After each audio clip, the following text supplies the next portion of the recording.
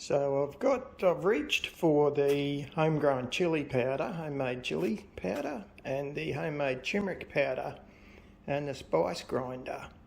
So nothing is surer. Tonight is curry night. And we've had a few requests to show how I make my curry paste. So that's the purpose of today's little video adventure.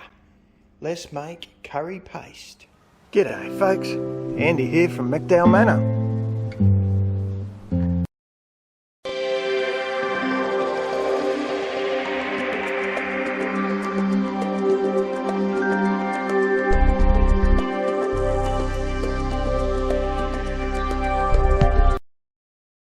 So I just thought I'd show you, I'm not actually going to use my own ginger today, but as you can see by that 100 litre grow bag there, yes, we certainly do grow ginger. It grows well over here.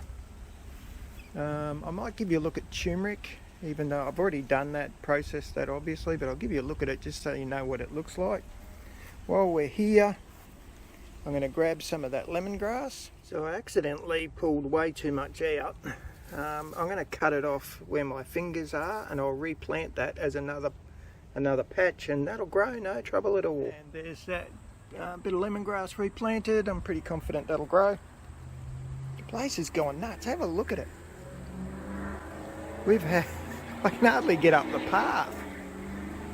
It's been a really wet summer for us, so things are growing absolutely out of control. But anyway, back to the curry. So we don't have any trouble growing chilies here either, although that bush is looking pretty sad and sorry. It got attacked by ants, farming aphids and scale. Bloody things. Anyway, not to worry, I've got tons. Now I can't grow garlic. There are varieties that apparently will grow, but one of the things you can use is society garlic, which does okay over here. For those technically minded, there's what that's really called. It's quite strong, so you probably only need two little leaves. Down the bottom there, that's lemon balm. So I've taken a little bit of lemon balm. So that one there, in the centre of the screen, is actually galangal or galangal, which I just ended up calling Thai ginger because to me that's what it is. So a lot of these ingredients are interchangeable. If you've got lemongrass, strictly you don't need lemon balm. If you've got lemon balm, strictly you don't need lemongrass. I'm just showing you the sorts of stuff you can use. There's more ginger in a pot there. What I will grab is some of this curry leaf. Now believe it or not, you don't need curry leaf. God, it's growing nuts. You don't need curry leaf to make curry paste. I like the taste of it, so I take some. And what I'll do is I'll take this whole sprig from here. And you can tell how much we get. Anyone who hasn't seen it, that's what turmeric looks like, and it's just a root, a bit like ginger, but it's a bright yellow root underneath that. There's more galangal, there's more turmeric here, just there, there's more lemongrass, and then there's some more turmeric over there. I'm never going to have a shortage of these curry ingredients. Now believe it or not, I can't grow normal coriander here, we're too hot. That's a perpetual coriander, sometimes called sawtooth, for obvious reasons, and yes, it is fairly prickly, so I'll take 2 leaves of that. So that's the basis of the curry paste itself. So we're going to prepare this stuff. I use peanut oil. If you haven't got peanut oil, that's fine. I wouldn't use olive oil, it's got too strong a taste, but if you use vegetable oil, you'll get by pretty well. I'm going to put all that in this little spice grinder and away we'll go. The reason I use the peanut oil is to give it a little bit of liquid, helps it mix up, chop up nice and fine like a paste. You can do all this in a mortar and pestle if you prefer, if you don't have a little spice grinder. It's actually, I think it's meant to be a coffee grinder, but I use it as a spice grinder. Remember to weigh it all for shed wars, Andy. Now some people would also add salt. I don't do that because I add the salt component to the curry a bit later in the form of fish sauce. If you're doing like more of an Indian curry, then I would add the salt at this point. So what do I do to prepare the lemongrass? Obviously, you don't eat the grassy leaves. You can use them as a flavour if I'm doing something like lemon flavoured gassy drinks.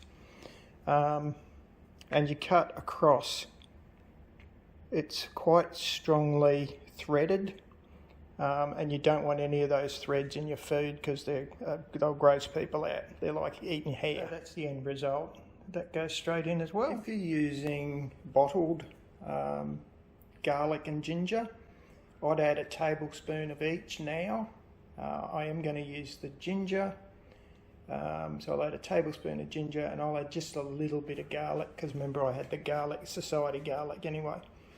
Now I brought out the sushi ginger.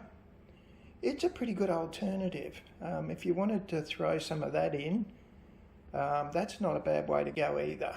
Both are good. The chilli, you'll put about, I put a pinch in, but my chilli powder's hot. About a tablespoon of turmeric. And if you're putting salt in now, put it in now, about a good teaspoon. It's all in there.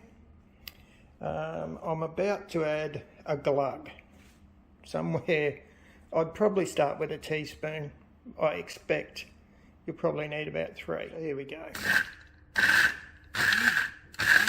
So that needs, it's not spinning anywhere near as well as I'd like, and I can see it's too dry, so I'm going to add a bit more oil.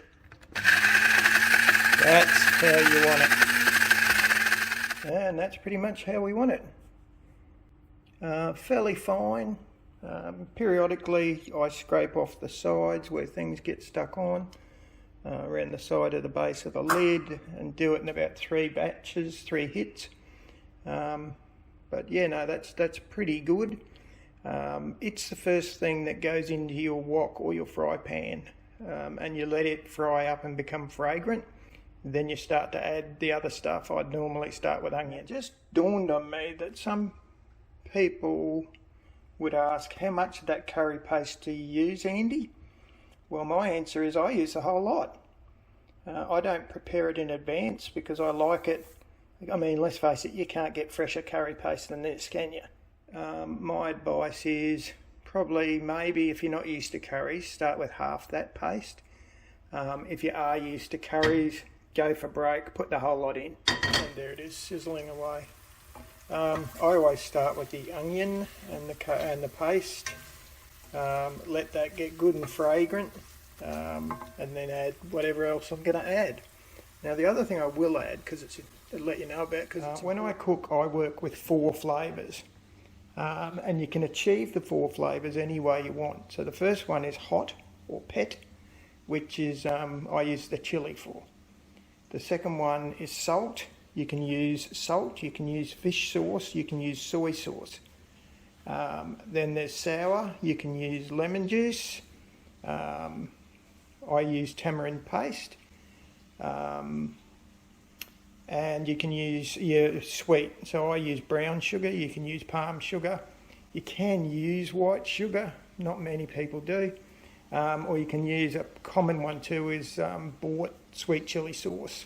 The other thing I usually do, and I just forgot today because I was videoing it, of course, is I'll normally add a kaffir lime leaf to that, to the paste, because it's got a lovely flavour. So what I'll do this time is I'll actually cut one off, I'll chop it up really fine, and I'll put it in the curry. Bruised kaffir lime leaf added. So just remember to take that. If you do it this way, that's perfectly fine, but just take it out later, like right at the end. There, I've just added a tin of coconut milk straight in on top. Well, if you only came for the curry paste, feel free to leave now. Otherwise, and hopefully you enjoyed it. Hopefully that's inspired you a bit to try a bit of curry cooking. Pretty darn easy, really. But anyone who wants to hang around with me, feel free, and I'll show you how this dish whips up. You can pretty much add whatever you want. Tonight we're doing vegetable curry. So add a few potatoes, going to add some pumpkin, chop up some carrots, and a whole bunch of homegrown beans. How good is that? The vegetables are all in there. Use whatever you want. I think you definitely have to have onion. You can't miss the onions. You need some sort of root vegetable, potato, pumpkin, sweet potato, whatever, yam, whatever you got. And then the rest of the veggies, you just use what you got. I'm about to add this stuff, so I'm going to add, I'd probably suggest to you add a tablespoon of salt, in this case fish sauce, a big teaspoon of sour, and a tablespoon of brown sugar. Mix it all together and then give the juice a bit of a taste. And you'll work out pretty quick, oh that's too sour, I need more sugar, or that's too sweet, I better put some more sour. Once you know to do that, it really makes life very simple. I'll just mention this, I think most people know, but when you're cooking rice, and I do it the cheaty way, so I actually use one of those Fandangle rice cooking machines, which also happens to be a steamer and a slow cooker. One of the things I never knew was that you need to wash the starch out of your rice. It's not that you think the rice might be dirty, but see how coloured the water is? You've got to wash it, rinse it a few times, swirl it around a bit until that water's running clean. Well, there you have the final product. I love this stuff, which is really not surprising because it is actually balanced for my taste, remember. But yeah, hopefully you've enjoyed this. And maybe picked up a few helpful little tips along the way, hey? Feel free to hit the subscribe button if you like this sort of video. Right, folks, uru.